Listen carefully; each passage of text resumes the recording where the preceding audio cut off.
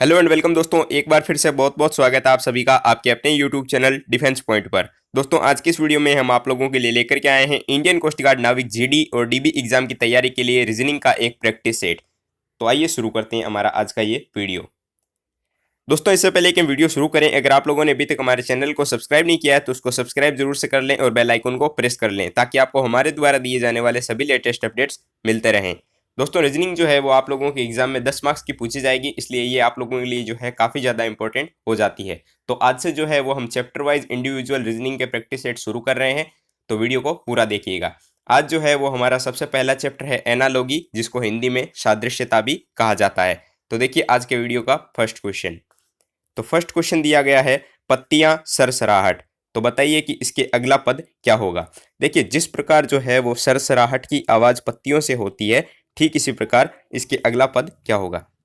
देखिए आपको ऑप्शन दिए गए हैं बारिश jingle, option number B tyres छनछनाना, ऑप्शन नंबर सी बादल थंडर और ऑप्शन नंबर डी हिमपात बूंदाबांदी। तो देखिए इसमें ऑप्शन नंबर सी जो है थंडर बादल, ठीक है, क्योंकि थंडर की आवाज जो होती है वो बादलों के कारण होती है। तो इस क्वेश्चन का करेक्ट आंसर होगा ऑप्शन नंबर सी बादल थंडर। आई होप आपको समझ आ गया होगा। आइए देखते हैं अगला प्रश्न। तो अगला प्रश्न दिया गया है सेवाल विज्ञान सेवाल, ठीक है, यानी कि सेवाल की जो स्टडी होती है वो सेवाल विज्ञान के अंतर्गत अंतर्गत होती है। तो इसका अगला पद क्या होगा। तो देखिए ऑप्शन दिए गए हैं स्राव प्रकरण उभयचर, ऑप्शन नंबर बी सेलेनोग्राफी स्राव, ऑप्शन नंबर सी रक्त विज्ञान रक्त और ऑप्शन नंबर डी एंटोमोलॉजी मिट्टी। तो देखिए ऑप्शन नंबर सी जो है वो करेक्ट हो जाएगा। क्यों? क्योंकि रक्त की स्टडी जो होती है वो रक्त विज्ञान के अंतर्गत होती है। तो इस क्वेश्चन का करेक्ट आंसर होगा ऑप्शन नंबर सी रक्त विज्ञान। आइए देखते हैं अगला प्रश्न। तो अगला प्रश्न दिया गया है कि MSTY का संबंध जिस प्रकार NRUX से है, ठीक इसी प्रकार KJDD का संबंध किससे होगा। तो देखिए MSTY का संबंध बताया गया है NRUX से, तो ये संबंध किस प्रकार बना। तो देखिए अगर आप इसको ध्यान से देखेंगे तो M के बाद अगला पद आ रहा है N, ठीक है, M के बाद अगला पद आ रहा है N, यानी कि +1 हो रहा है।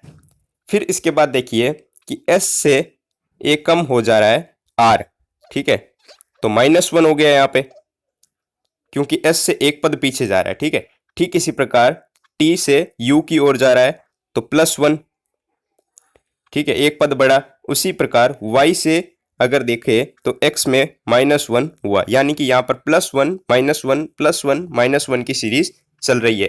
ठीक इसी प्रकार हमें KJDD में भी यही लगाना है, ठीक है।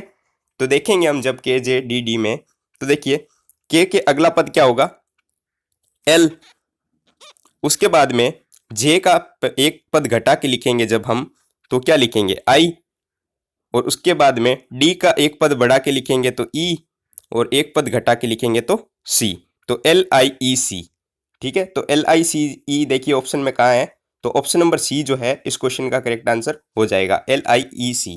यहाँ पर जो है वो +1 और -1 की सीरीज चल रही है। आई होप आपको समझ आया होगा। आइए देखते हैं अगला प्रश्न। तो अगला प्रश्न है कि माँ का संतान के साथ वैसा ही संबंध है जैसा एक पेड़ का डैश है। तो देखिए माँ का संबंध जो है वो बताया गया है संतान से, ठीक है, तो पेड़ का संबंध किससे होगा। देखिए आपको ऑप्शन दिए गए हैं पौधा, फल, जड़, तना और इनमें से कोई नहीं। देखिए माँ का जो संतान के साथ संबंध होता है, ठीक इसी प्रकार पेड़ का जो संबंध होगा वो पौधे से होगा, ठीक है। तो इस क्वेश्चन का करेक्ट आंसर होगा ऑप्शन नंबर ए पौधा या फिर प्लांट। आइए देखते हैं अगला प्रश्न। तो अगला प्रश्न दिया गया है कि दिन का कैलेंडर के साथ वैसा ही संबंध है जैसा कि समय का डैश से है। तो देखिए यहाँ पर बताया गया है कि दिन का संबंध जो है वो कैलेंडर से है, ठीक है, और समय का संबंध जो है वो किससे होगा पूछा गया है। तो देखिए आपको ऑप्शन दिए गए हैं ऑप्शन नंबर ए दिन, ऑप्शन नंबर बी घंटा, ऑप्शन नंबर सी सूर्य और ऑप्शन नंबर डी घड़ी या इनमें से कोई नहीं। तो देखिए दिन जो होता है वो कैलेंडर में होता है, ठीक है, ठीक इसी प्रकार घंटा जो होता है या समय जो होता है वो किस में होता है, समय जो होता है वो घड़ी में होता है। तो इस क्वेश्चन का करेक्ट आंसर होगा ऑप्शन नंबर डी घड़ी या फिर क्लॉक, ठीक है। आइए देखते हैं अगला प्रश्न। तो अगला प्रश्न है कि प्रशिक्षक का जो संबंध डैश से है वही संबंध शिक्षक का विद्यार्थी से है। ठीक है, प्रशिक्षक किसको बोलते हैं? देखिए, ट्रेनर को जो है वो कोच को प्रशिक्षक बोला जाता है। ट्रेनर या फिर कोच को जो है वो प्रशिक्षक बोला जाता है। प्रशिक्षक का संबंध जिससे है वही संबंध जो है वो शिक्षक का विद्यार्थी से है। तो शिक्षक का संबंध जो है यहाँ पर विद्यार्थी से बताया गया है, क्योंकि शिक्षक जो है विद्यार्थी को पढ़ाता है। ठीक इसी प्रकार एक कोच जो होता है वो किसको पढ़ाता है? एक खिलाड़ी को या एथलीट को। तो देखिए ऑप्शन क्या क्या दिए गए हैं। Option number A team, option number B खिलाड़ी, ऑप्शन नंबर सी खेलकूद, ऑप्शन नंबर डी खेल, या फिर ई इनमें से कोई नहीं। तो देखिए प्रशिक्षक जो होता है ट्रेनर, वो खिलाड़ी को ट्रेनिंग देता है। तो इस क्वेश्चन का करेक्ट आंसर होगा ऑप्शन नंबर बी खिलाड़ी या फिर प्लेयर्स। आई होप आपको समझ आ रहा होगा। दोस्तों ऐसे क्वेश्चन जो है आप लोगों के एग्जाम में काफ़ी बार पूछे जाते हैं और इनमें से हम जो है गलती कर बैठते हैं। तो ये वीडियो जो है पूरा देखिएगा और आज से जो है आप लोगों को इसमें कभी प्रॉब्लम नहीं होगी। देखिए अगला प्रश्न है कि सेव का संबंध जिस प्रकार फल से है, ठीक है, वही संबंध गुलाब का किससे होगा? तो देखिए सेव क्या होता है? एक फल। ठीक इसी प्रकार गुलाब क्या होगा? ठीक है, तो आपको ऑप्शन दिए गए हैं फल, फूल, बीज, तना या फिर इनमें से कोई नहीं। तो सेव जिस प्रकार हम सभी जानते हैं कि फल होता है, ठीक इसी प्रकार गुलाब क्या होता है? फूल। तो इस क्वेश्चन का करेक्ट आंसर होगा ऑप्शन नंबर बी फ्लावर या फिर फूल। अगला प्रश्न देखिए कि MO जिस प्रकार PR से संबंधित है उसी प्रकार BD किससे संबंधित होगा? तो देखिए MO का संबंध यहाँ पर जो है वो PR से बताया गया है। ठीक इसी प्रकार बताना है कि BD का जो संबंध होगा वो किससे होगा। तो देखिए MR का संबंध जो है MO का किस प्रकार होगा? ठीक है, तो देखिए MO लिखते हैं हम और यहाँ पर जो है वो PR लिखते हैं। ठीक है, अगर यहाँ पर हम देखें तो एक वर्ड का बीच में गैप है। ठीक है, और वो वर्ड कौन सा है? N। ठीक है, और यहाँ पर भी अगर हम देखें तो एक वर्ड का गैप है जो वर्ड है Q। ठीक है, MNOPQR। ठीक है, यहाँ पर मतलब एक वर्ड छोड़ के लिखा गया है, उसके बाद सीरीज को कंटिन्यू किया गया है, यानी कि MOPR। ठीक इसी प्रकार अगला पद क्या आएगा? ठीक है, R के बाद में अगला पद क्या आता है? ठीक है, इसी प्रकार पूछा गया BD। ठीक है ना, तो BD में देखिए B के बाद में अगला पद क्या आएगा? C। और D के बाद में एक पद छोड़ेंगे हम, यानी कि E छोड़ दिया, और उसके बाद में D के अगला पद क्या आएगा? G।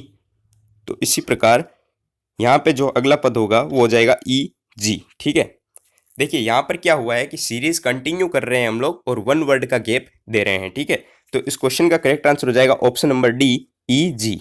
ठीक है, किस प्रकार हुआ? देखिए M और N के बीच में, जो M और O के बीच में जो है वो वन वर्ड का गैप लिया गया, उसी प्रकार P और R के बीच में जो है वो Q का वन वर्ड का गैप लिया गया, उसी प्रकार B और D में जो है वो वन वर्ड C का गैप लिया गया, और MN के बाद O के बाद P आता है। ठीक इसी प्रकार D के बाद में जो है E आएगा और एक वर्ड छोड़ के अगला वर्ड लिखेंगे। तो इस क्वेश्चन का करेक्ट आंसर हो जाएगा ऑप्शन नंबर डी EG। आइए देखते हैं अगला प्रश्न। तो अगला प्रश्न है कि जिस प्रकार दुर्बल का संबंध कमजोर से होता है, ठीक इसी प्रकार बड़े का संबंध किससे होगा? ठीक है, तो देखिए दुर्बल का संबंध जो है वो कमजोर से बताया गया है, तो बड़े का संबंध किससे होगा? तो देखिए आपको ऑप्शन दिए गए हैं मजबूत, महत्वहीन, प्रचंड या फिर नन्हा। तो दुर्बल व्यक्ति जो होता है वो कमजोर होता है। ठीक है, और बड़ा व्यक्ति जो होगा वो क्या होगा? प्रचंड होगा, यानी कि कोलोसल। प्रचंड व्यक्ति जो होगा वही तो बड़ा होगा। ठीक इसी प्रकार यहाँ पर बता दिया है कि कमजोर व्यक्ति जो होता है वो दुर्बल होता है, तो बड़ा व्यक्ति प्रचंड होगा। तो इस क्वेश्चन का करेक्ट आंसर हो जाएगा ऑप्शन नंबर सी प्रचंड।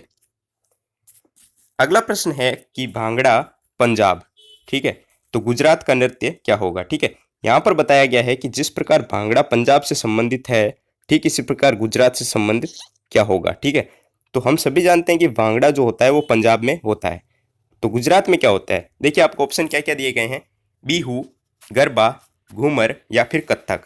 ठीक है, तो गुजरात में जो है वो गरबा खेला जाता है। ठीक है, तो इस क्वेश्चन का करेक्ट आंसर होगा ऑप्शन नंबर बी गरबा नृत्य। ठीक है, भांगड़ा जो है वो पंजाब में किया जाता है और गुजरात में जो है वो गरबा किया जाता है। ठीक है, आई होप आपको समझ आ रहा होगा। आइए देखते हैं अगला प्रश्न। तो अगला प्रश्न है कि घोड़ा अस्तबल, तो हवाई जहाज कहाँ? ठीक है, तो घोड़ा जो होता है वो अस्तबल में रहता है। ठीक है, ठीक इसी प्रकार हवाई जहाज कहाँ पर रहता है? देखिए, घोड़े के रहने की जो जगह होती है वो अस्तबल होती है, और हवाई जहाज के रहने की जो जगह होती है उसको हैंगर बोला जाता है। तो इस क्वेश्चन का करेक्ट आंसर होगा ऑप्शन नंबर डी, हैंगर। ठीक है, हैंगर में जो है वो हवाई जहाज रहते हैं। तो ये जो है घोड़े के रहने की जगह अस्तबल और हवाई जहाज के रहने की जगह हैंगर। तो इस क्वेश्चन का करेक्ट आंसर हो जाएगा ऑप्शन नंबर डी। अगला प्रश्न है कि संगीत का जिस प्रकार संबंध कान से है, ठीक इसी प्रकार नृत्य का संबंध किससे होगा। देखिए, संगीत जो सुनते हैं उससे कानों को आराम मिलता है, रिलैक्स मिलता है। ठीक इसी प्रकार नृत्य का संबंध किससे होगा। देखिए, संगीत का संबंध अगर यहाँ पर कान से बताया गया है तो नृत्य का संबंध जो होगा वो पैरों से हो जाएगा। तो इस क्वेश्चन का करेक्ट आंसर हो जाएगा ऑप्शन नंबर बी, पैर। देखिए, अगला प्रश्न है कि मनुष्य का जिस प्रकार संबंध मशीन से बताया गया है, ठीक इसी प्रकार स्वामी का संबंध किससे होगा। देखिए, मनुष्य जो होता है वो मशीन से अपना काम लेता है। ठीक है, मनुष्य जो होता है वो मशीन से अपना काम लेता है। ठीक इसी प्रकार स्वामी, स्वामी किसको बोलते हैं, ओनर या फिर मालिक को। तो मालिक जो होता है वो किससे काम लेता है। तो आपको ऑप्शन दिए गए हैं, मैनेजर, उत्पादक, दास या फिर काम। तो देखिए, जिस प्रकार मनुष्य जो है वो मशीन से काम लेता है, उसी प्रकार स्वामी जो है वो सर्वेंट या फिर दास से काम लेता है। तो इस क्वेश्चन का करेक्ट आंसर होगा ऑप्शन नंबर सी, दास या फिर सर्वेंट या फिर नौकर। ठीक है, तो इस क्वेश्चन का करेक्ट आंसर हो जाएगा ऑप्शन नंबर सी। आइए देखते हैं अगला प्रश्न। तो अगला प्रश्न है कि नदी का जिस प्रकार संबंध बांध से है, ठीक इसी प्रकार यातायात का संबंध किससे होगा। ठीक है, नदी का संबंध किससे बताया गया है, बांध से। उसी प्रकार पूछा गया है यातायात का संबंध किससे होगा। तो देखिए, अगर नदी का संबंध बांध से है तो यातायात का संबंध जो है वो किससे होगा। तो आपको ऑप्शन दिए गए हैं, ऑप्शन नंबर ए संकेतक, बी वाहन, ऑप्शन नंबर सी गति या फिर ऑप्शन नंबर डी विधिका। ठीक है, तो अगर नदी का संबंध बांध से है तो यातायात का संबंध जो होगा वो संकेतक से हो जाएगा, यानी कि इंडिकेटर। ठीक है, तो इस क्वेश्चन का करेक्ट आंसर हो जाएगा ऑप्शन नंबर ए, संकेतक। देखिए, अगला प्रश्न है आज के इस वीडियो का लास्ट। जिस प्रकार अंग्रेजी का संबंध रोमन से है, ठीक इसी प्रकार हिंदी का संबंध किससे होगा। दोस्तों, काफ़ी ज़्यादा इंपॉर्टेंट क्वेश्चन है, काफ़ी बार पूछा भी जा चुका है, एसएससी वगैरह के एग्जाम में ये जो है ज़्यादा ही पूछा जाता है।